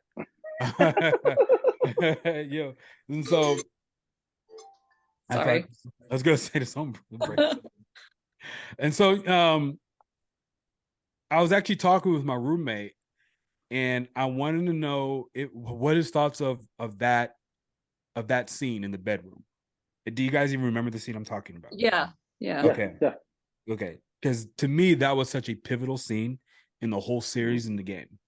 And I felt like, and this is the downside to playing the game as much time as I did, that I literally, there are times in the show where they went bar for bar with the lines in the game. And so I was watching the show, and I'm just like, this is what he's about to say. This is what he's going to say. I'm literally quoting the show as there. And this is the first time I'm watching the show, but because I know where they got the source information from, I'm literally quoting the show as I'm watching the show for the first time. But it was just one of the downsides of just knowing exactly what's going to happen. Being so invested in the story, but it didn't hit for me. And kind of what I wanted to know is it not hitting for me because I know what's going to happen, or is it hitting and I'm just like, I'm one of those people like, oh, the book was better than the movie, like a lot of people were like watching Twilight or watching Lord of the Rings or whatever, because it's very much the same thing. So I wanted to ask you guys like your thoughts on that scene in the room, like what if it hit the way it did when the first time I played the game, if you remember the scene in which you all said you did. I mean, it was emotional. It was emotional for sure. I mean, it just showed like great character development between the relationship between them. Like how much, like I literally remember writing down in my notes, I was like, she really loves this man. Like it's true. Like because it also like when after that scene happens, right, and then he's like, you're going with Tommy, and then in the morning she sees him and he's like, what are you doing, all this other stuff, and like he was like, I wanted to give you a choice. She didn't even think about it. She just put the bag in his chest, and she was like, no, we're going. Like me and you, we're doing this thing. And I was like, dang, bro, that's kind of, it's just shows how much you love. So yeah, for me, I guess it 100% hit because like you could see the amount of love she had for him and just how tough her life was. I mean, obviously we'll get to episode 7 and 8 here shortly, and like seeing the backstory of her. But I understand how tough her life was and just like how important Joel is as a character in her life now. Yeah, I echo that. And I think the biggest thing for why it does hit is because I have nothing to compare it to. Right. Like, I think that's the thing for you is like, not that you're being like a quote like tough critic or anything. It's just that you know, like you said, I know what's gonna happen. I know what's being said. You know, Mhm. kind of thing like that. And obviously, so but me, I have nothing. Like this is just me. This is me running through this season with yes, I just know knowledge of the game. I don't know the story. I don't know the bar for bars kind of thing like that. So I don't have anything compared to. And I thought it was like you said that moment. I was like, yeah, Mhm. their relationship has blossomed, and she has full trust in Joel and nobody else. Yeah, like I said, that scene solidified their relationship for me. Like, because from previous episodes, like you obviously know they're gonna be a strong unit together and whatnot, and he's gonna start caring for her. But it didn't until that bedroom scene. I was like, okay, that's it. She's not going with Tommy. What are you talking about? She's going with you. Yeah, Yeah. perfect. Cool. So just to transition, no, we've gone a little bit longer than I expected, but this has been fantastic conversation about the show. Hey man, So this is just to the get, first episode. It's fine. well, I mean, respectful people's times. Like I don't know how much time Vina has, and you have Dallas. So, um, so just to combine season, I keep on saying season, man. I'm so used to saying season versus episodes. Combine Yeah. season or episode 7, excuse me, and episode 8. Episode 7, we see Ellie and her backstory and her growing up in the QZ, and her best friend slash love of her life, not Marlene. What's her friend's name? Riley. again? Riley. Riley. There you go, Marlene's Riley. the other black And girl, you freaking racist. the other black girl, and they all die. But we see Riley in the mall, and that was pretty cool. Like I was to kind of like talk about season episode 7. I was so giddy in the mall with her. I was like seeing her experience like first in the mall was like so fun for me. Like she was so excited about the escalators. And I was Yeah. like, bro, this is like like in my mind, I'm like, dang, how much stuff has she not experienced in life? Because she's been stuck in the QZ her whole life, so she has absolutely no idea what anything looks like. And so her friend Riley joins the Fireflies as she's turning 18. She's been posted in the mall, and then takes her best friend Ellie, who's the main character, on the basically a date to the mall. And so they experience now escalators wasn't one of like the 4 wonders, but they experienced the merry-go-round, they experienced the arcade, they experienced the Halloween store. And so you basically just like live, I don't know, it's kind of cool living through her, seeing her experience all these first. Unfortunately, there was an infected in the mall that does end up biting I keep calling Marlene, not Marlene, Riley and Ellie. I know who Marlene is. She's the leader of the Fireflies. I know you know who Marlene is. But I keep on in I'm not talking about episode 9, but Marlene RIP. So so Riley gets bit, Ellie gets bit, and so we see that kind of progress. We don't see what happens at the end, but we know that obviously they have a death sentence on them, and that's how Ellie finds out that she's immune. And then episode 8, we see kind of going back into what happens with Joel and Ellie. They escape Kansas City. They go. I think this happens in episode 7 as well, where they go to the city. They go to the University of Colorado, Eastern Colorado, where they should find scientists. They find out the scientists have left because, of course, that's their life story. Nobody's ever where they're supposed to be at. There's some raiders. There's some raiders that come in that they have to escape from. Joel ends up getting stabbed by a baseball bat, which is very interesting.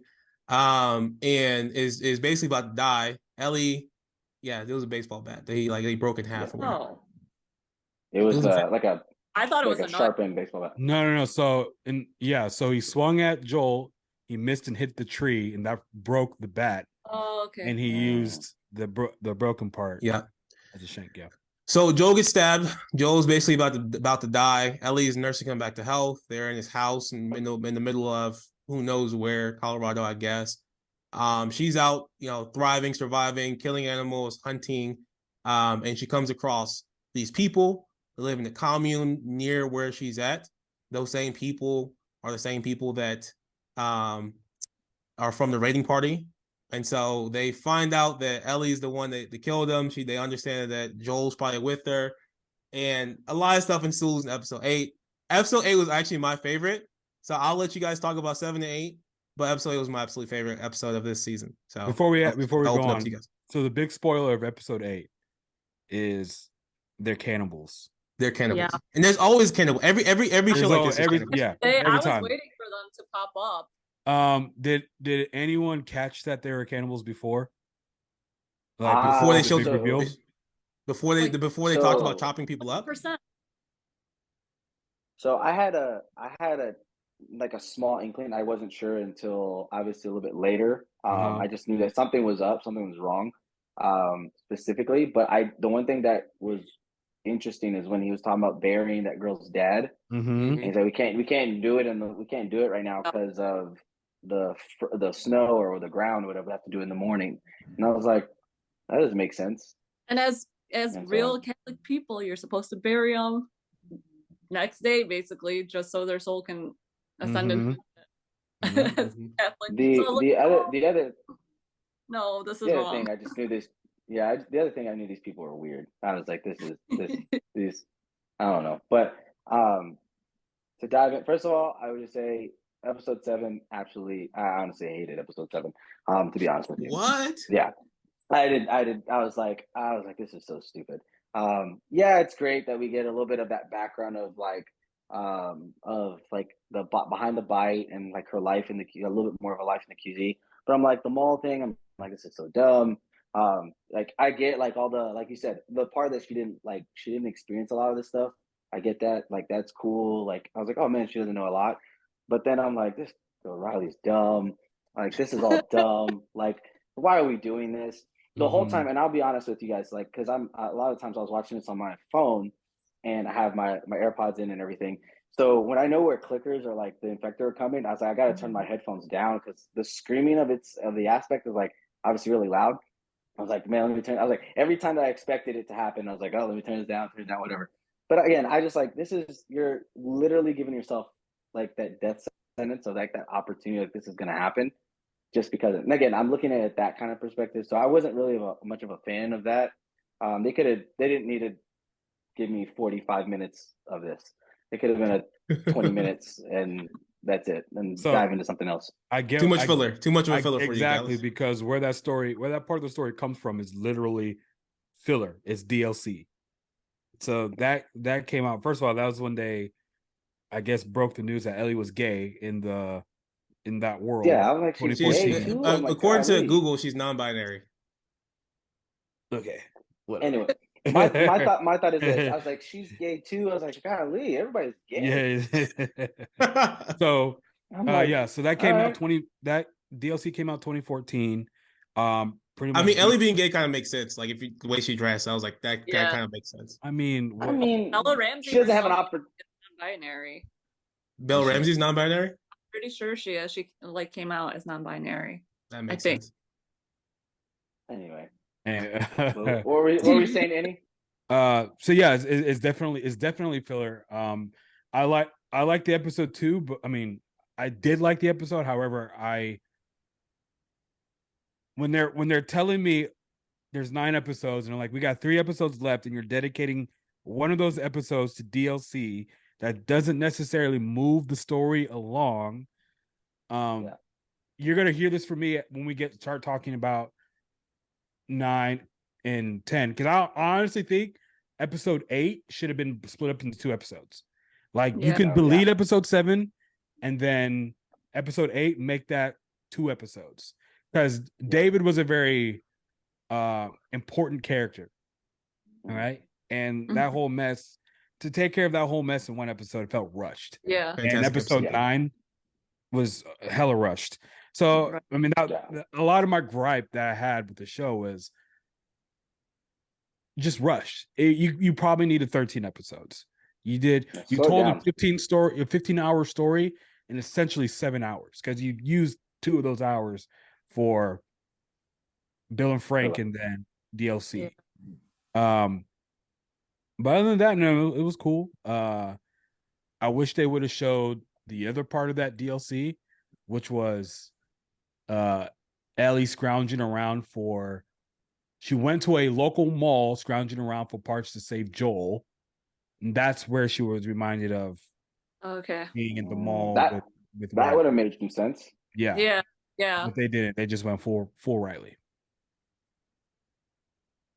I don't know. I guess I watch too much anime, so I'm used to filler. So I like seeing again her being excited about the freaking like I was like that's so wild. It's like just the little stuff she's excited about. Yeah. But this I mean- normal in our world it's normal, but like putting myself in the Right. mindset of somebody who's lived in a freaking Apocalypse whatever you for want to call all it, their life, pandemic, yeah. whatever, like that has experienced that stuff. It's like it's so like the smallest stuff. Like it makes you just Mhm. like it made me think about like going down the escalator. I'm like, this would be crazy. If you've never done this before in your life, this would be a Mhm. crazy thing to see, you know, or like Yeah.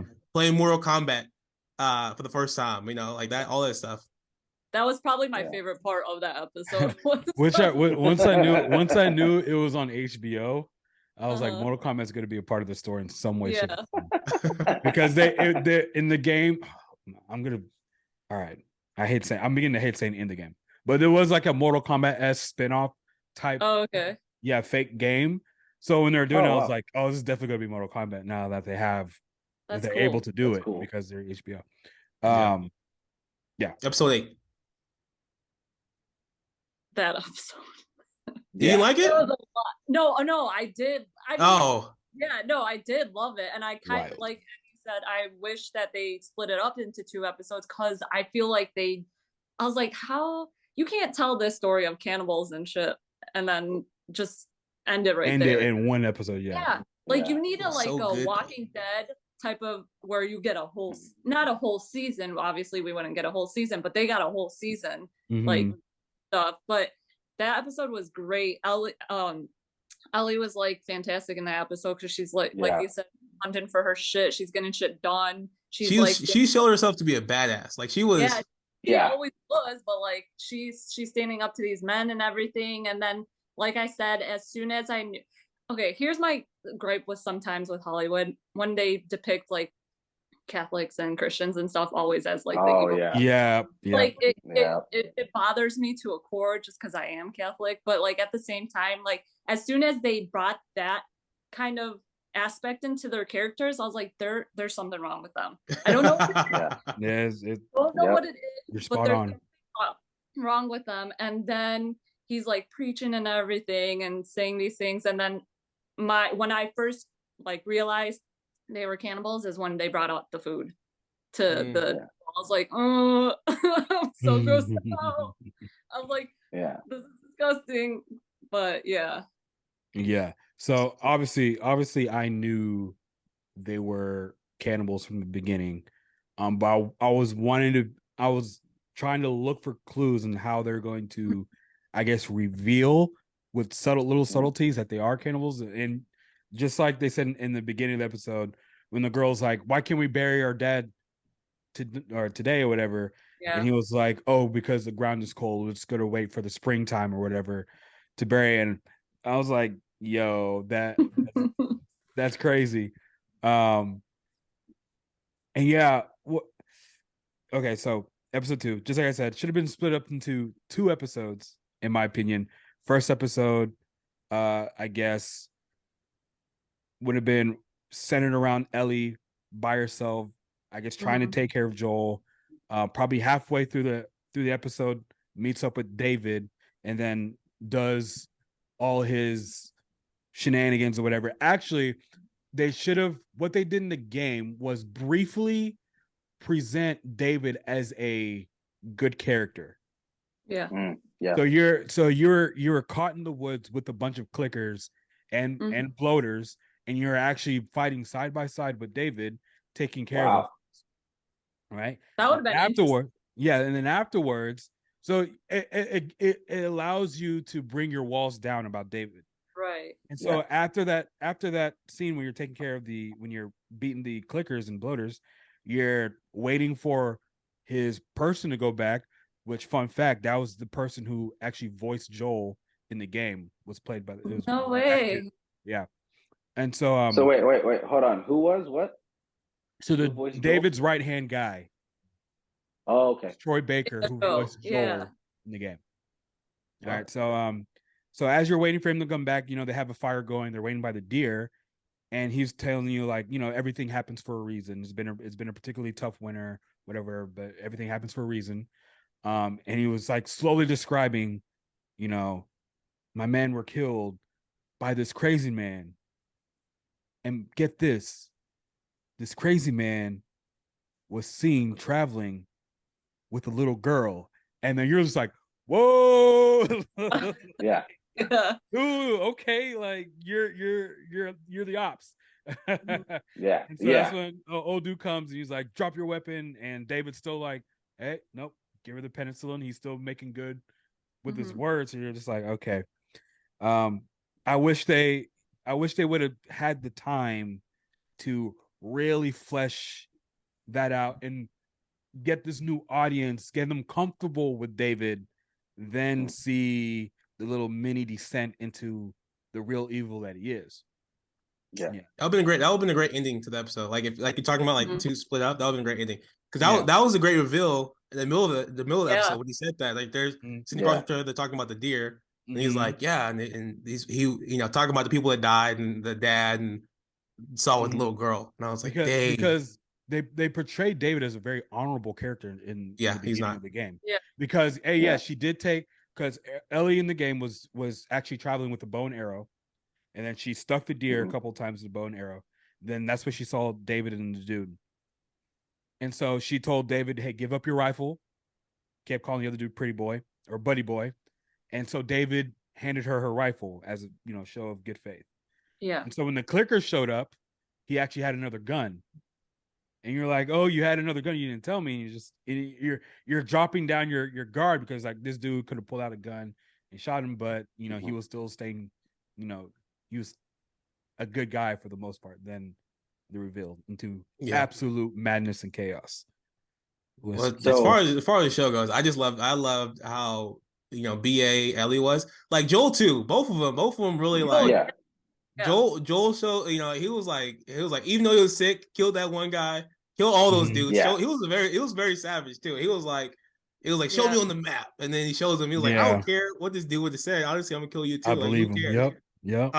And then Ellie proved her worth too. Like she murdered, she's over there hacking people, killing them with cleaver. Like I was like the whole episode, I'm like, okay, Joel's gonna save her. She saved herself. Like if Joel Yeah. didn't show up, she still would have been good. Because like maybe somebody from the town maybe would say something, but for the most part, like she saved herself from the situation she was in. Joel didn't do anything other than go find her and then and go along. So Secure. it was cool seeing how BA Ellie was and really Joel and both of them just descending into the savagery. But obviously that affected Ellie this episode, but it just shows like And how so- crazy things get. So that was the thing for me. Like episode 8 to me was wild. I was like, this is nuts.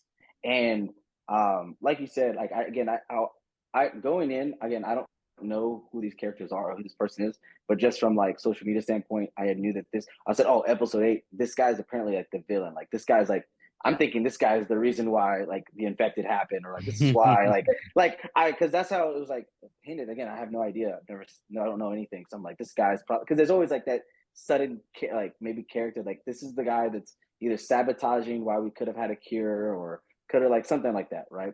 And so I'm like, this is the episode where he's revealed as like this huge villain kind of thing. And I was like, as I was watching, I was like, man, this is wild. But I personally became more of a fan of Ellie in this episode because of what you just mentioned, Savon. Like to me, it showed a lot of the courage that she's been able to build up over the time with Joel, like some of the things that she's learned from Joel. And then like the part where like, she did obviously some things to trick David, like obviously broke his hand or finger. And then like when she's like, I'm infected. And like the guy put the cleaver down kind of thing and then just started butchering. And then like that end part, like where she literally goes ham on that dude with no remorse, didn't stop. Like I was like, wow. Like for me, like as a character for Ellie, I'm like, I'm on board with Ellie now. But from an actress standpoint, I'm like, this girl just absolutely nailed it. Like absolutely nailed it, did a phenomenal job.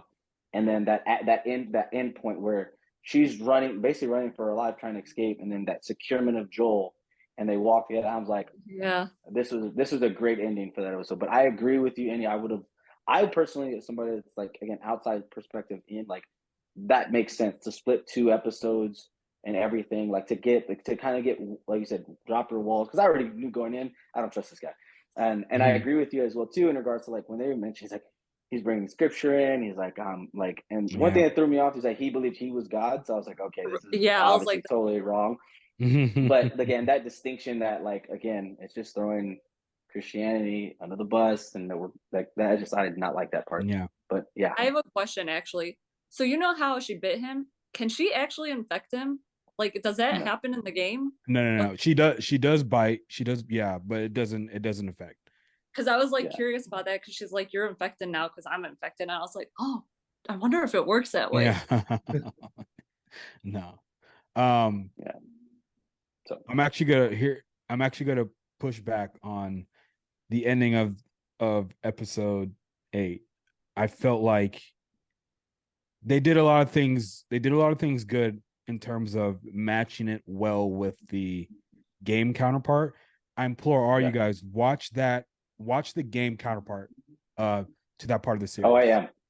I'm watching all of it. Yeah, and they did that part way better. Okay. It felt, because it literally, okay, so in the show, she cleaves him to pulp and then like stops and then like leaves, right? In the game, it felt like she was not gonna stop. She was not gonna stop. And then Joel came in and then was like, Ellie, came from behind. And Ellie was like, don't fucking touch me or whatever. She's like struggling. He's like, no, turn around. It's Joel. And then you're like, oh my God, Joel. And then Vina, I would actually argue that at this point, this is when Ellie became Sarah in Joel's eyes.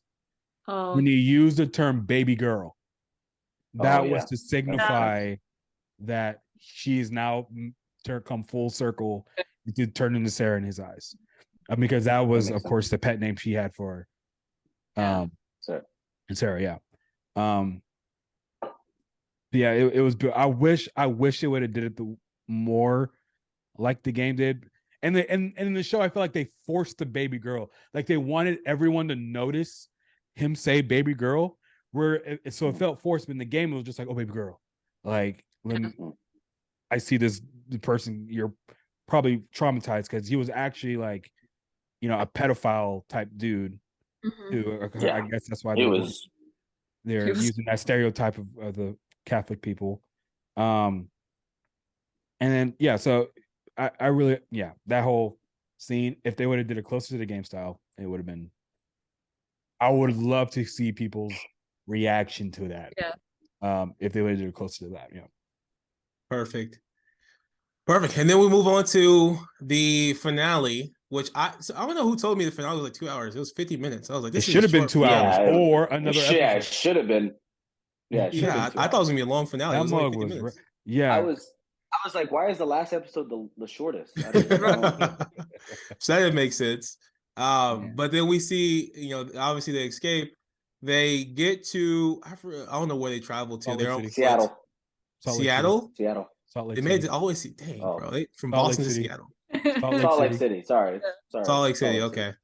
And there's a Firefly camp there. We find out that 2 different parts of the United States.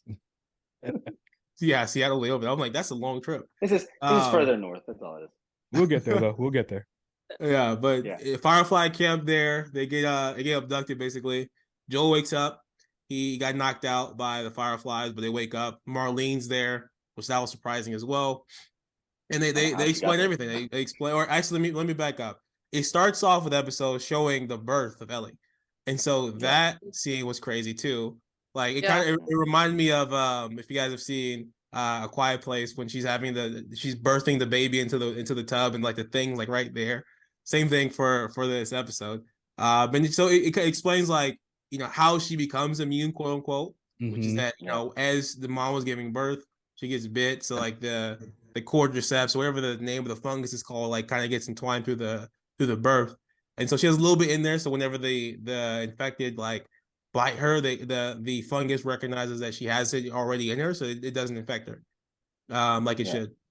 And so that scene was crazy, with the mom dying, Marlene shooting her. So my Marvel fans, did any of y'all recognize that person who was playing? Yeah. Where do you recognize? I actually recognize her from have you guys seen the show? oh my God, it was on NBC. I think it was called Blind Spot. Oh, I thought you were The gonna say where Agents of this Shield, girl but was an FBI agent, or she was like she was an FBI agent and she got her mind wiped. She was like one of the she was like the head of tech, basically. That's what I remember. Dollhouse? Was it Dollhouse?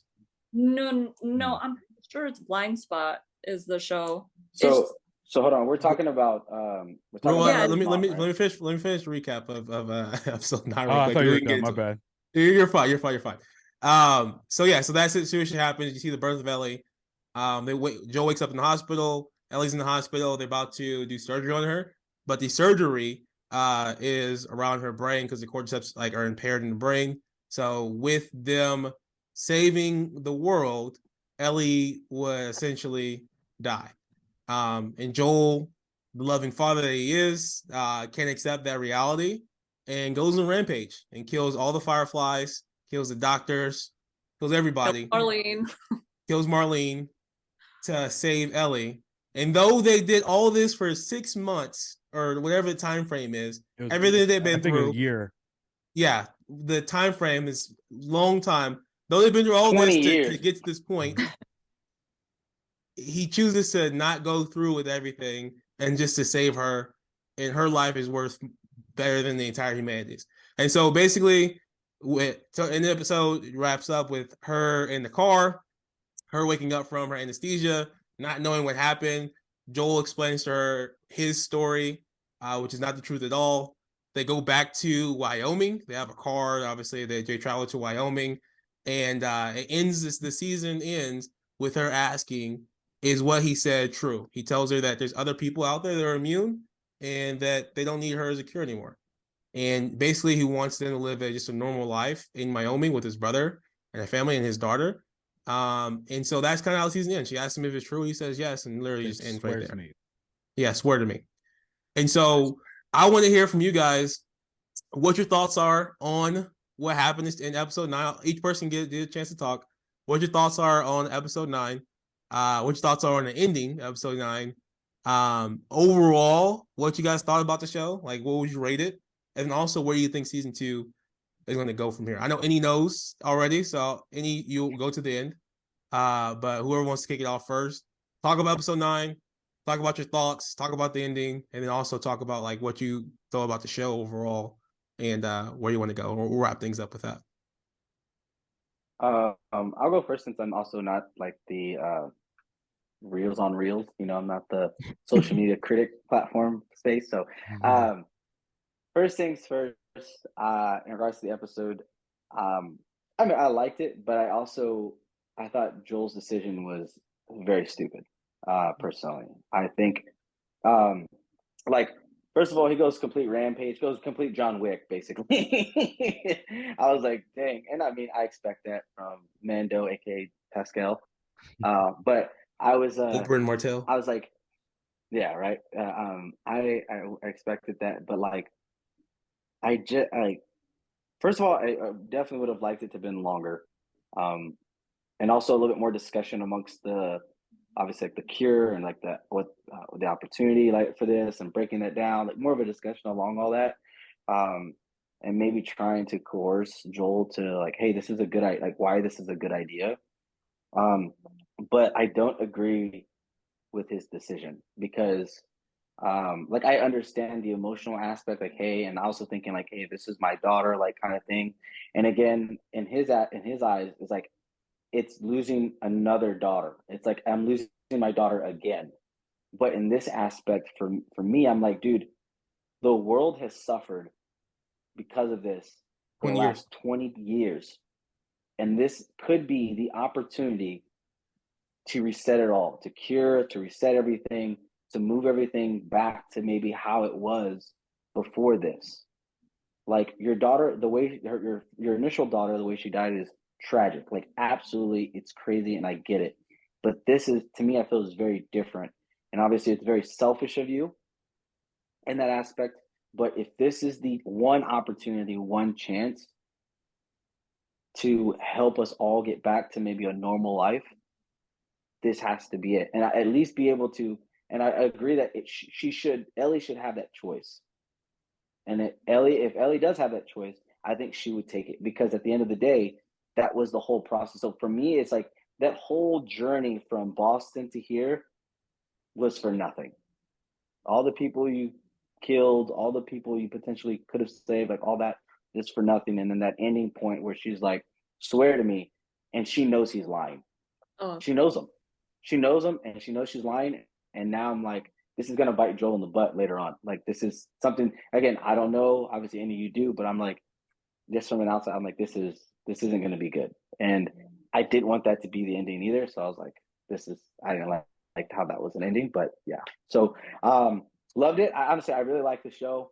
I would probably give it like an 8.5 on like a scale of 10, an 8 to 8.5. I just like, there's some of those filler episodes, like the whole Riley thing, the Bill and Frank thing. I was like, but also, and then now that you bring up that part, any two, in regards to like, they should have broken episode 8 into 2 episodes.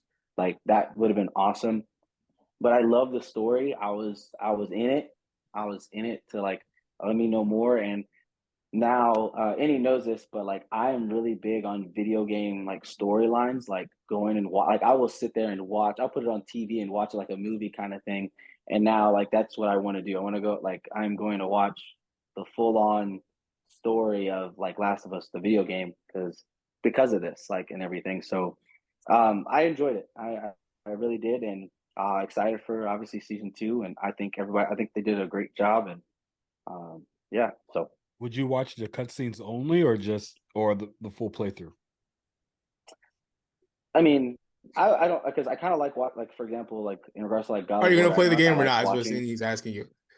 Well, No, I'm not gonna. No, the I'm not reason gonna- why, I'm not well, the gonna play reason the why game. I'm asking, because a lot of the story beat in the growth comes from the in between the cutscenes. Yeah.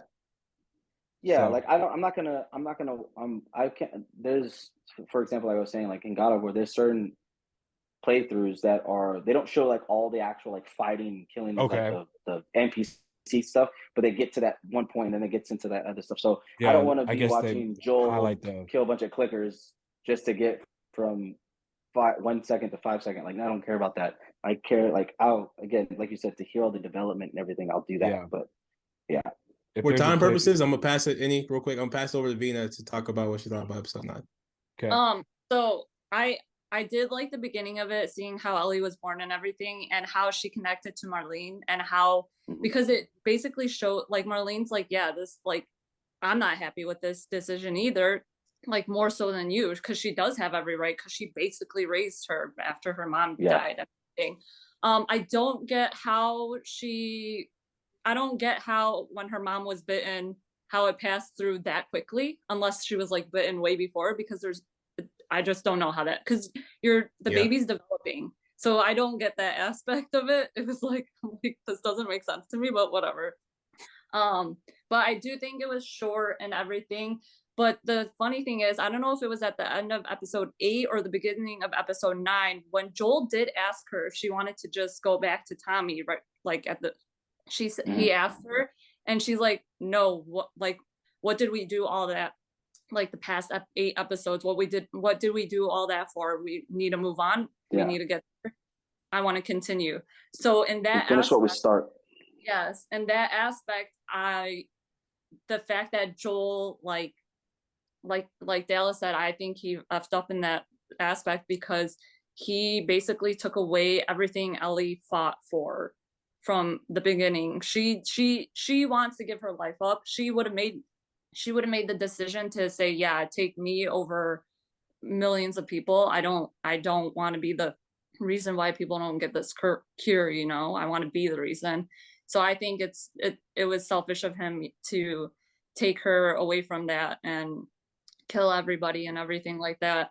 And she knows deep in her heart that he's lying. I know that too. And I think I don't know if it's going to cause a rift between them or not in season 2. And but like, I don't think she's going to be too pleased with it. And it's going to be interesting to see where they take that, from like, for putting all the episodes together and stuff. I thought it was like cinematically, the cinematography and everything of the world that they built was really cool because it was very dystopian, and I liked it a lot, especially like the scenes where it's like the buildings and all the trees and stuff growing. Mhm. It's cool. That stuff blows my mind. The music was really good and everything as well. Acting was on point.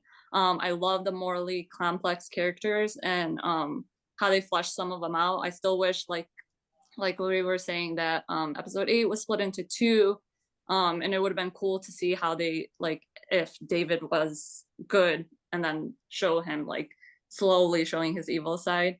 Yeah. For that side, I actually gave the surprisingly a little bit lower of a score. I would say like 7.9 out of 10. Only because there were some filler episodes where I was like, this is just, I'm like, move on. There's not Yeah.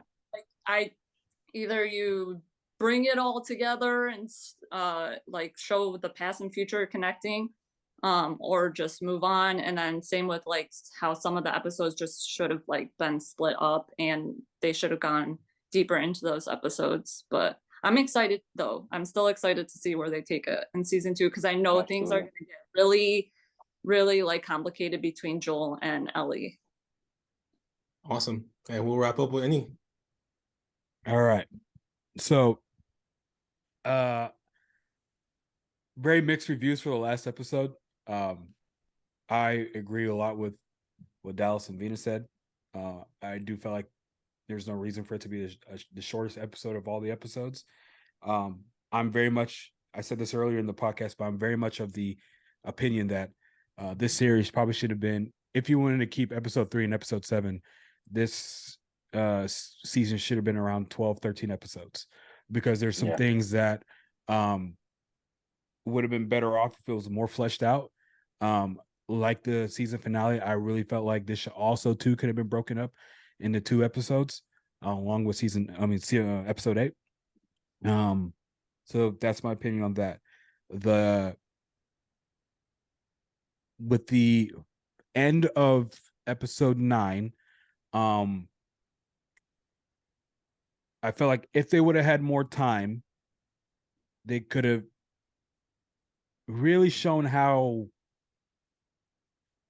crazy Joel had to become in order to get to Ellie at the end. So imagine playing the game and you have all these guys in front of you. You have this, you're at the end of the game, so your arsenal is at its most, vast. You're not just using one gun and just taking people out. Like you're everything. I was throwing bombs. I was stabbing people. Like it shows. It really felt, because when I play a lot of these single player games, I put myself into the character. It's not me being the character, is Annie playing Joel. And I felt like if you saw what he did, which he was like disarming the guys and then he was, killing them, then it was like, okay, this is all or nothing. Like this is the final push. The Fireflies are coming after me. I have to go all out. And so they even had a flamethrower. They even had a flamethrower in the game, and best believe some of them Fireflies, they ended up crispy, ended up dead and deep fried. Because it was all in the effort to get to Ellie. If you really felt, this is how I grade it. If the season did what it was supposed to do, if people really felt deep about the relationship between Joel and Ellie, people would have agreed with Joel. Mm-hmm. If you were like, yeah, I get it from their standpoint. I can see how Joel sees Ellie as his daughter. If you're like 80% into it, then people probably agreed, like you guys are like, yeah, Joel, cure for mankind, or like how would you let that opportunity slip, right? Dallas, let me ask you. And Vina, do you have kids, may I ask? I don't. Okay. I don't have kids, any. Huh? I well, you might have kids, you just haven't told me. And Savon, let me ask you too. Hypothetically speaking, if you guys had kids, would you allow your child to sacrifice themselves for the chance. This is not 100% for the chance to cure whatever disease is going on. Obviously, no. But, like, Put yourself in Joel's shoes. right. Okay. 2, what evidence did the show give us that will lead you to believe that Ellie would have agreed with the opportunity to sacrifice herself? Well, like I said, I'm pretty sure it was either at end of episode 8 or beginning of episode 9 where she said that It's beginning of episode 9. Did she know that the cure for mankind meant her life? probably not, but She I just feel like Okay. her as a character, from where she is and how she is, I feel like she would have sacrificed herself, because even at the end of it, she's like, when she's asking him, is it true? And all this stuff, you can tell that she would have given her life for everybody else. It's Um, funny, Annie, that you ask these questions. It's funny you ask these questions because I haven't given my review, my thoughts. I'm not going to. I'm going to actually drop a video with my review, my Wow. thoughts. And this is the exact same thoughts of like I'm thinking. It's like Yeah. what if this cure didn't work? You know, because like Joel has seen so many cures, Uh-huh. quote unquote miracle cures that haven't worked. So And it's let like, me what ask you if guys. she But dies? what was That doesn't work. What Hold on. Let me like, ask you guys. I agree with what you're saying. I agree with the question. Yeah. Say they make the cure. Say Ellie is the key to the cure. How did they Distribute. spread? How do they distribute the cure? Mm-hmm. Yeah, I don't know. That'd be It would start with a small colony of people, basically, and Okay. then they Yeah. Are create we humanity. sure that those people, because who did we see? We saw one group of good people, Yep. which was Tommy's group, mhm. right?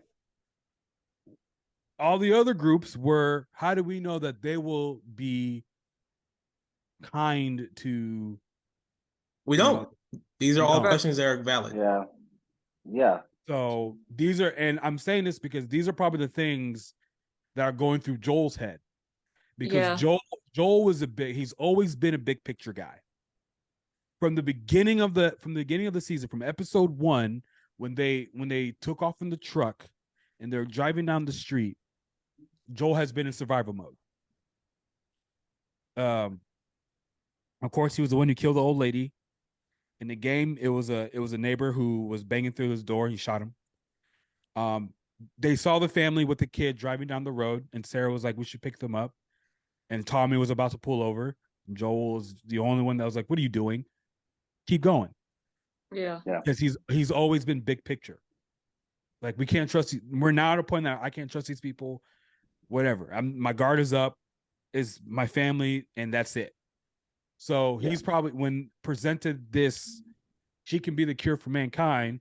He's like, "Yo, how do we know that this is going to even work out like she says?" So I can't guarantee that. I am not comfortable letting my surrogate daughter be the one to even the sacrifice, even if she's wanting to. Because if you're a dad, she's 14 years old. I don't care what my 14-year-old daughter wants to do. If we're in present day, your 14-year-old daughter says, "I want to do this one thing."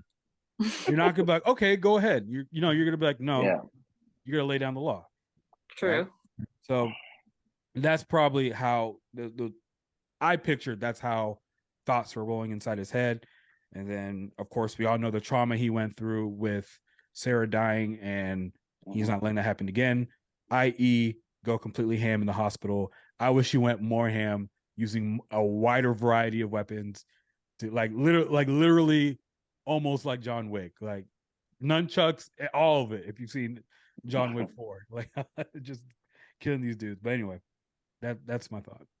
See, if the episode was a little longer, maybe I mean, they went montage style, and I was just like, really? Like, well, I'm saying from like getting into Joel's head and everything about that situation. You're right. Maybe like like taking a step back and stuff. I get Mhm. it from what you're saying. Of he is a bigger picture guy. Yeah, and so Like him even asking those questions like you're talking about, and again, you asked those questions, but like even him like asking Marlene, well, how do we know this is gonna work? And if it does, how are we gonna distribute? Like how like that would have been like I think that would raise a lot of other people's eyebrows of like and Yeah. like he's right.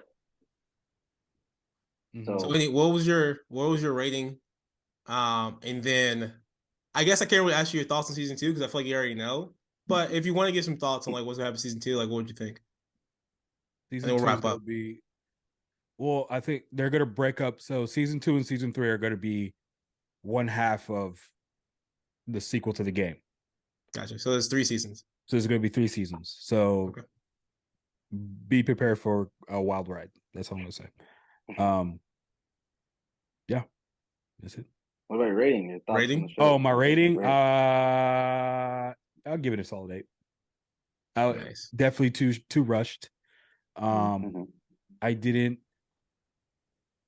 I feel like if they would have, like I said, if they would, there's so much more benefit if they would have 13.